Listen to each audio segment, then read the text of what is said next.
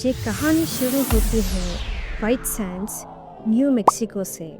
एक जगह जो कभी एक गीला सा झील का किनारा थी और आज एक सफ़ेद रेगिस्तान है। 2021 में आर्कियोलॉजिस्ट ने वहाँ कुछ ऐसे ह्यूमन फुटप्रिंट्स ढूंढे जो फॉसिल बन चुके हैं।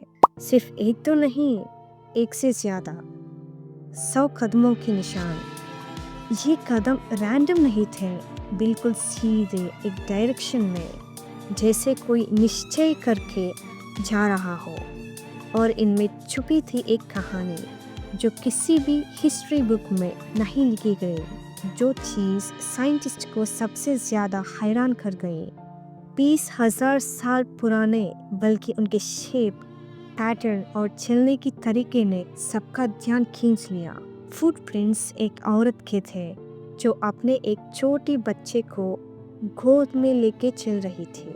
हम समझ सकते हैं उसके कदमों की गहराई और बैलेंस से, कब उसने बच्चा उठाया, कब नीचे रखा था। छोटी छोटी पाँव के निशान उसके कदमों के पास दिखते हैं। फिर से सिर्फ एक ही इंसान के कदम। ये फुटप्रिंट्स लगभग 1.5 किलोमीटर तक जाते हैं। वापस जाते वक्त छोटे कदमों के निशान गायब थे। तो सवाल उठता है, बच्चा कहाँ गया? सोचो उस दुनिया को।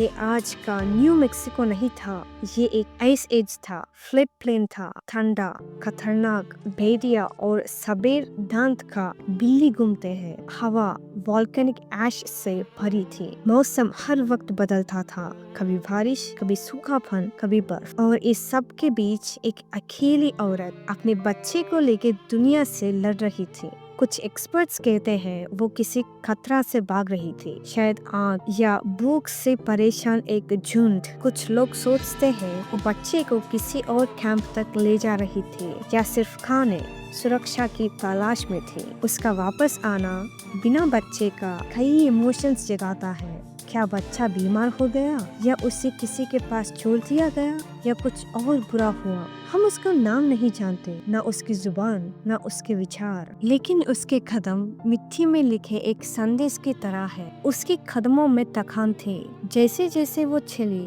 उसके पाँव ज्यादा गहरी छाप छोड़ते गए, कदम लंबे होते गए, बिल्कुल वैसे ही जैसे कोई इंसान थक चुका हो, लेकिन रुकता नहीं। कदम जिसमें प्यार था, सर्वाइवल था, और इसीलिए उसकी कहानी 1000 राजा महाराजाओं से भी ज्यादा गहरी थी। हम प्रीहिस्टोरिक टूल्स और हड्डियों के बारे में अक्सर बात करते हैं, लेकिन इंसान के दिल के बारे में कम ही सोचते हैं। ये कहानी हमें याद दिलाती है कि रिलीजियन, लैंग्वेज और बॉर्डर से पहले भी हम प्यार करते थे, अपनों के लिए लड़ते थे, अपनों के लिए रो कर भी मुस्कुराते थे। कुछ आर्कियोलॉजिस्ट उसे द फर्स्ट मदर कहते हैं, मतलब पहली माँ।